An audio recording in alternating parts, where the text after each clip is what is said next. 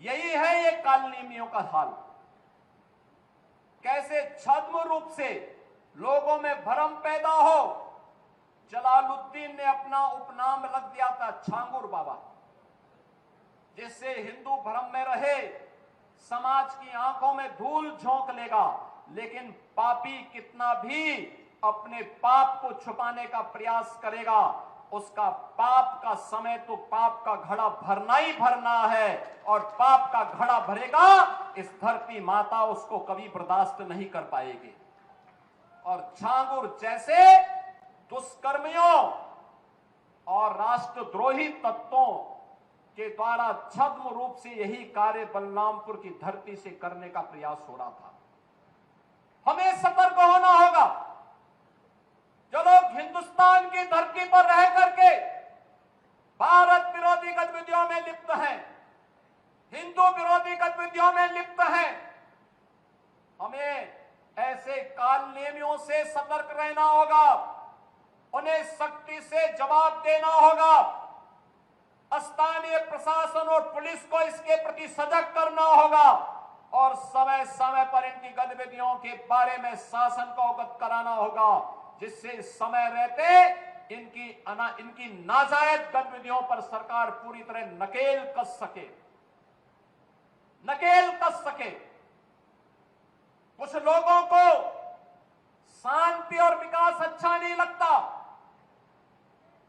लातों के भूत बातों से नहीं मानते। इनको लगता है जैसे सरकार अब भी इनके सामने झुक करके कार्य करेगी। सरकार का पहले दिन से, डबल इंजन की सरकार का पहले दिन से ही यह निर्णय है कि अपराध और अपराधियों के प्रति, गद्दारों और देशद्रोहियों के प्रति सरकार जीरो टॉलरेंस की नीति के तहत कार्य करेगी।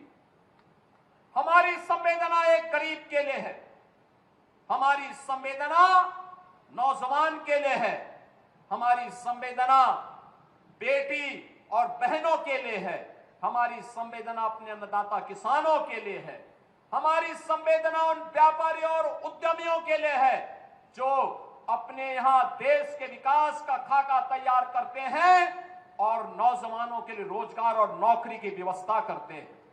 हमारी संवेदना उस हर नागरिक के साथ है जो भारत को भारत माता के रूप में सम्मान देता है, भारत के महापुरुषों का सम्मान करता है, भारत की परंपरा और भारतीय संस्कृति के प्रति आदर का भाव रखता है। इन मूर्खों को यह भी नहीं पता कि आस्था के प्रतीकों को प्यार नहीं सम्मान दिया जाता है। सम्मान और आस्था चौराहे पर प्रदर्शन करने की वस्तु नहीं, आस्था अंतःकरण का विषय होता है, अंतःकरण का विषय होता है। आज चौराहे चौराहे पर जाकर के कितने कमजोर और कायर हैं, छोटे छोटे बच्चों को जिनके हाथों में कलम होनी चाहिए, जिनके हाथों में नोटबुक होनी चाहिए, जिनके हाथों में विज्ञान और गणित की पुस्तकें होनी चाहिए, उनके हाथों में आई लव मोहम्मद का पोस्टर देकर के, तख्तियां देकर के समाज में अराजकता पैदा करने का कार्य कुछ लोग कर रहे हैं। इनको यह भी नहीं मालूम कि उनकी जिंदगी तो बर्बाद है ही है, लेकिन इन बच्चों की भी जिंदगी को ये लोग बर्बाद करने पर उतारू हो रखे हैं। लेकिन सरकार इस प्रकार की अराजकता को कतई स्वीकार नहीं करेगी, कतई स्वीकार नहीं करेगी। और जिसने भी कानून को हाथ में लेने का प्रयास किया, जो भी राह चलते हुए राहगीर पर हमला करेगा, जो भी बेटी की सुरक्षा पे सेंध लगाने का कार्य करेगा, और जो भी व्यापारिक प्रतिष्ठानों में आगजनी करने का दुस्साहस करेगा, जो भी पर्व और त्योहारों में उपद्रव करेगा, उसको हम पहले से इस बारे में कह देंगे कि उसको बिना मांगे जहन्नुम में जाने का टिकट हम काट करके दिला देंगे।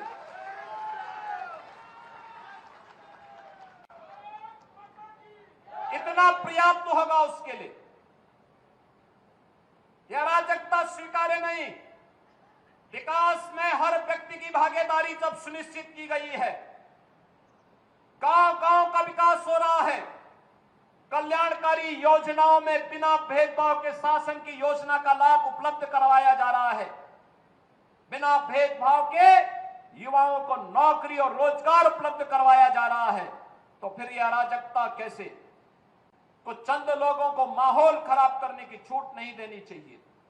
ये वही लोग हैं जिन्होंने उत्तर प्रदेश की भ्रष्ट सरकारों के साथ मिलकर के उत्तर प्रदेश के सामने पहचान का संकट खड़ा किया था।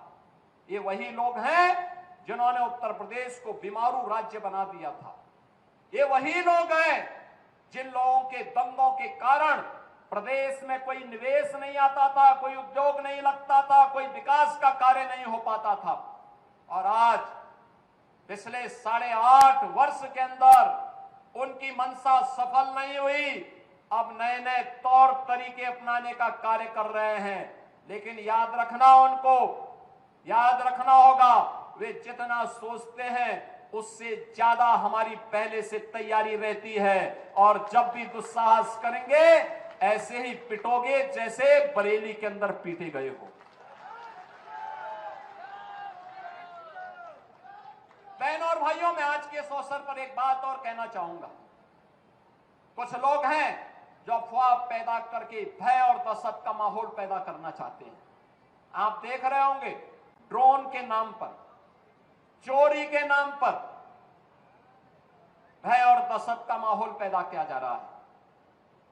जिला प्रशासन ने हर जनपद में व्यवस्था की है, हर ग्राम पंचायत में ग्राम सुरक्षा समिति का गठन किया है। आप लोग भी अपने स्तर पर प्रयास करिए। पुलिस के पेट्रोलिंग तेज हुई है। जो भी ये भय और दहशत का माहौल पैदा करेगा, ड्रोन के नाम पर अनावश्यक लोगों के मन में भय और दहशत पैदा करेगा, ऐसे लोगों के खिलाफ गैंगस्टर के तहत कार्रवाई करने के आदेश पहले ही दिए जा चुके हैं। जो भी चोरी के नाम पर भय और दहशत पैदा करेगा, उन लोगों की संपत्ति को जब्त करने के लिए हम लोगों ने पहले से आदेश कर रखे हैं कैसे लोगों के खिलाफ सख्ती से निपटा जाए।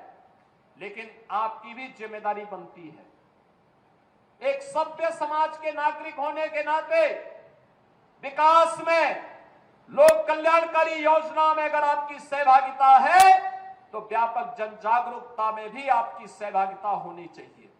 और व्यापक जन जागरूकता का यह अभियान, जिस अभियान के लिए आपका आह्वान करने के लिए मैं आपके बीच आया हूं, अगर कोई आपके गांव में, आपके कस्बे में, आपके मोहल्ले में, आपके अगल बगल के क्षेत्र में भय और दहशत का माहौल पैदा कर रहा है, पहले उसको रोको, उसको समझाओ। अगर नहीं मानता है तो प्रशासन को बताओ, प्रशासन अपने आप ही उसको ठोकने का कार्य कर देगा। आपको उसमें चिंता करने की बात नहीं है। आप चुपचाप बताइए, बाकी का इलाज हम स्वयं कर लेंगे। हमें लव जिहाद और धर्मांतरण जैसी राष्ट्र विरोधी गतिविधियों के प्रति सतर्क रहना होगा। गौ तस्करी और गौ कसी करने वाले तत्वों के खिलाफ सतर्क रहना होगा। अगर कोई कहीं भूल से भी इस प्रकार की गतिविधियों में लिप्त है, उसकी सूचना ससमय आप पुलिस को और प्रशासन को उपलब्ध करवाइए। बाकी का इंतजाम हम स्वयं कर लेंगे। उनका क्या उपचार होना है, उपचार की व्यवस्था हम स्वयं कर लेंगे। बहनों और भाइयों, दूसरा है, हमारा उत्तर प्रदेश और हमारा बलरामपुर जनपद भी विकसित जनपद हो। प्रधानमंत्री जी ने देशवासियों के सामने शताब्दी संकल्प का एक विराट लक्ष्य रखा है।